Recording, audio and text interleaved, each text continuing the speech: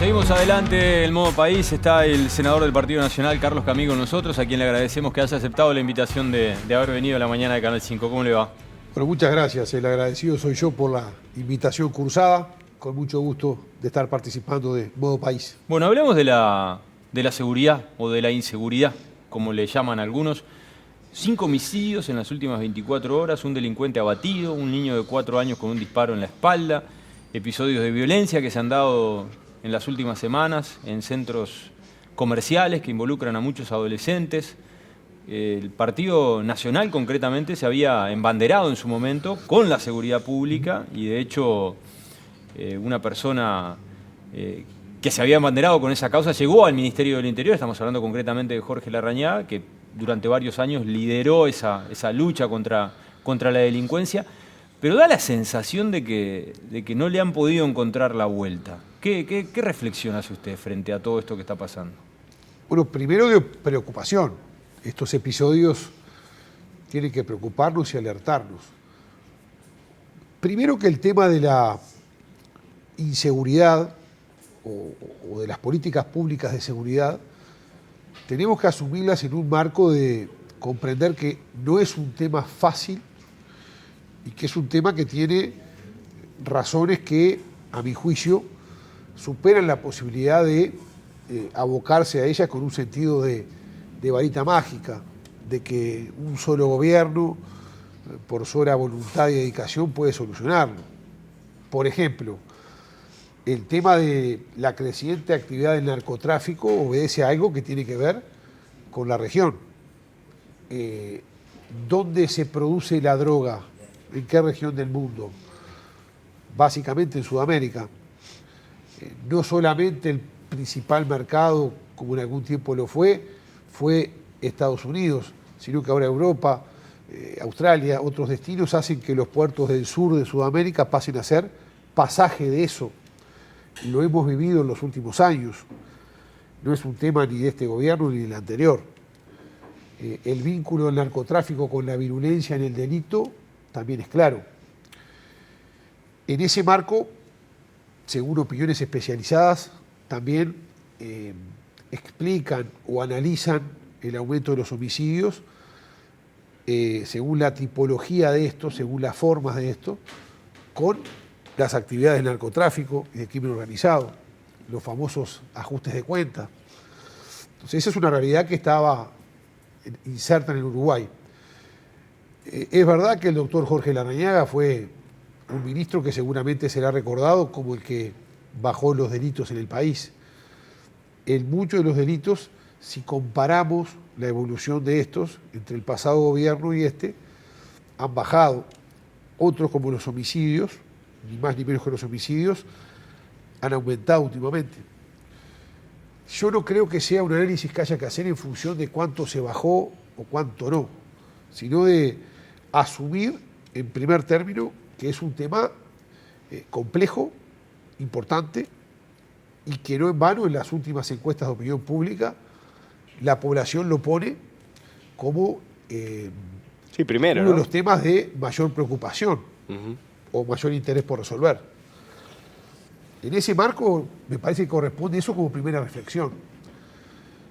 Segundo, cuando hay un tema de esta naturaleza preocupándonos en el país, creo que es bueno poner el foco en lo que hay que hacer. Lo que se está haciendo, en el caso de quienes integramos el gobierno, y fundamentalmente lo que se propone hacer ahora que estamos a pocos días de iniciar el proceso electoral, pensando en lo que viene. En ese sentido, en el equipo de seguridad que trabaja con la candidata Laura Raffo, que es a quien nosotros respaldamos de Alianza Nacional, tenemos propuestas claras y definidas sobre lo que hay que hacer. Y defendemos la gestión de este gobierno en seguridad. Ha tenido resultados, pese a que ahora estamos sí advirtiendo también que las dificultades que tiene la región y el país en la materia están alcanzando también el presente, sin duda. Usted habló de 5 casos y no fueron los únicos. Si vamos semanas para atrás, otros también los hubo.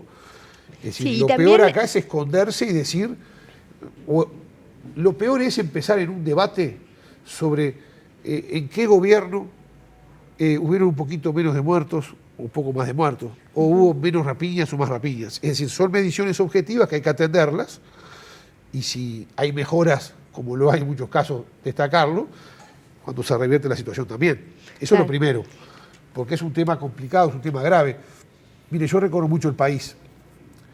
Yo estaba, el lunes estuve en Artigas, en la Ciudad de Libertad y Pueblo Rafael Peraza, que están en San José, y terminé de noche en Juan Lacase, en el departamento de Colonia.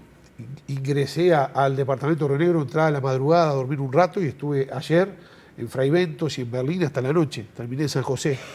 Después de acá, en un rato, me voy a Maldonado, y de ahí a dormir a Paso de los Toros, porque estoy en Paso de los Toros, San Gregorio Polanco, Peralta, Charita, Guarimoto el viernes, el sábado termino en Las Piedras. ¿Sabe cuál es el común denominador cuando uno habla con los vecinos? ¿Cuál? En el caso mío, que por ejemplo me identifican por haber sido el autor del proyecto de reforma de la Constitución para habilitar los allanamientos nocturnos. Mire, senador, ¿vio aquella casa de allí? Ahí funciona una boca de venta de drogas. ¿Y usted no denuncia, señora? ¿Y para qué si de noche no pueden entrar los policías? No sabe la inquietud que tenemos. En Juan Lacase, que le comentaba el martes de noche, inaugurando un comité de la lista 2004, cuando salía una señora bastante mayor, me tomó del brazo y me dijo: Camí, tengo 2 hijos que consumen pasta base, ya no sé qué hacer. Van a sacar eso de la internación compulsiva, no sé qué hacer.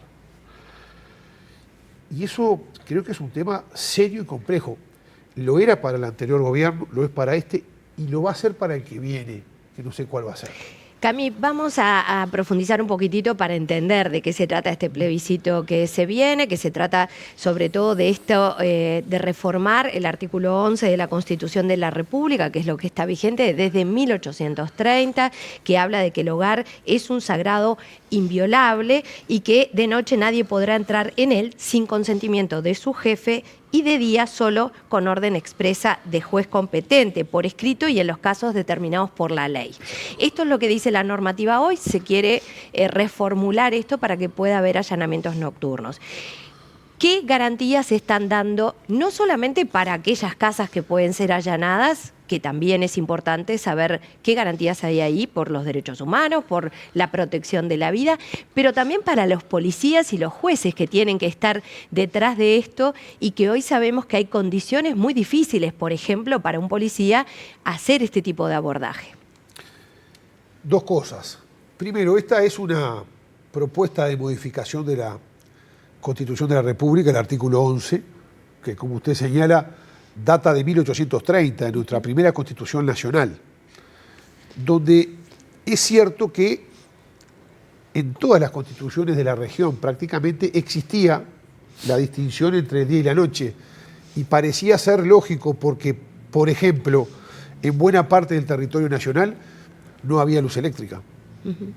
Era impensable que una organización delictiva pudiese desafiar al propio Estado, como hoy pasa con el narcotráfico. De hecho, en el siglo XX fue evolucionando el derecho constitucional de tal manera que hoy somos uno de los 4 únicos países de un concierto de 203 naciones que tenemos en la Constitución la prohibición del allanamiento nocturno, aún con garantías y con orden del juez. De día sí es válido. De hecho, ha logrado, de las cosas buenas de este gobierno en políticas públicas de seguridad, batir el récord de cierre de bocas de venta de droga, fundamentalmente a partir del allanamiento diurno. Ayer hubo en Montevideo y en Ciudad del Plata más de un allanamiento y varios cierres y detenciones. Fueron allanamientos diurnos. O sea, lo que de día funciona bien, no ofrece resistencias, se establece con garantías, cuando cae el sol no vale. 4 países en el mundo: Guatemala, Mozambique, Cabo Verde, que es una isla, y Uruguay. Estamos sin duda ante una norma vetusta, fuera de época. ¿Qué garantías ofrece el procedimiento que proponemos?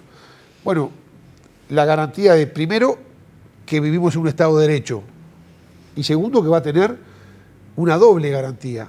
una orden por escrito de un juez de la República y en función de la ley reglamentaria, una vez que lo apruebe la población en octubre, si así sucede, que va a decir esa ley en qué condiciones y en qué casos se puede realizar el allanamiento.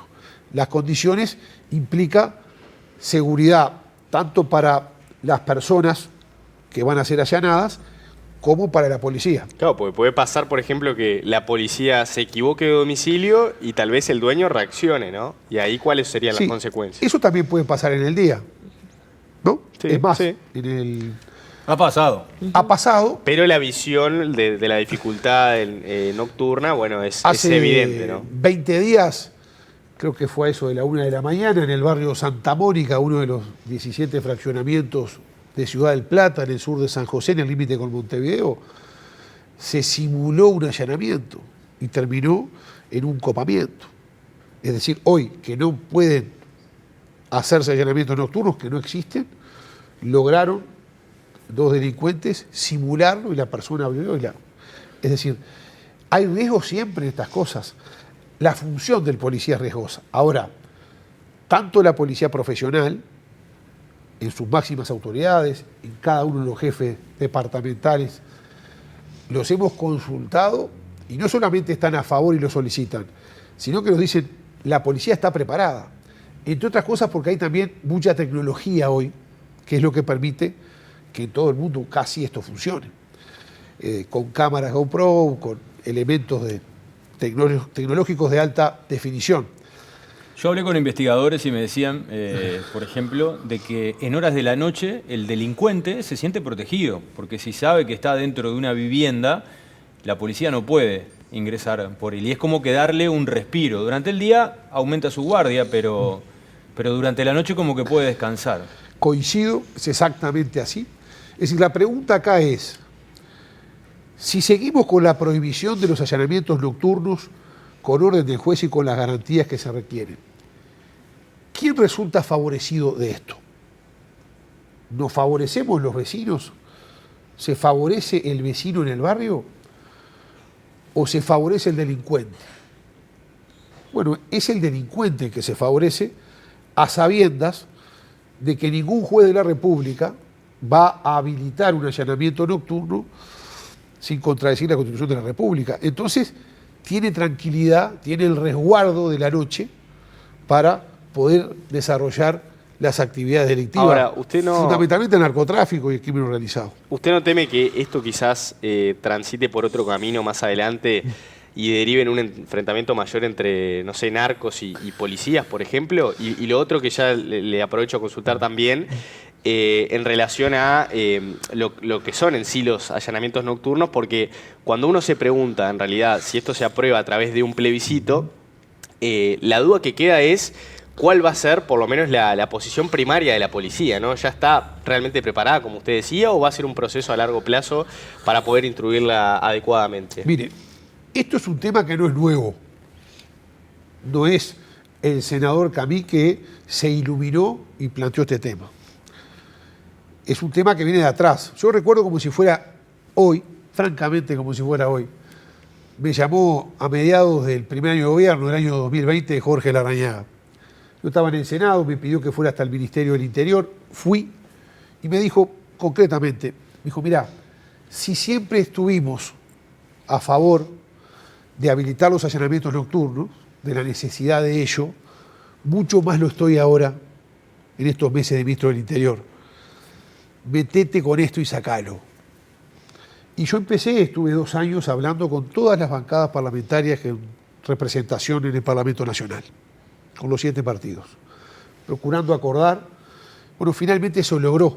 Se requerían 52 votos conformes, en la Asamblea General se lograron 71, 6 de los 7 partidos con representación parlamentaria lo aprobaron. Pero no es un tema nuevo.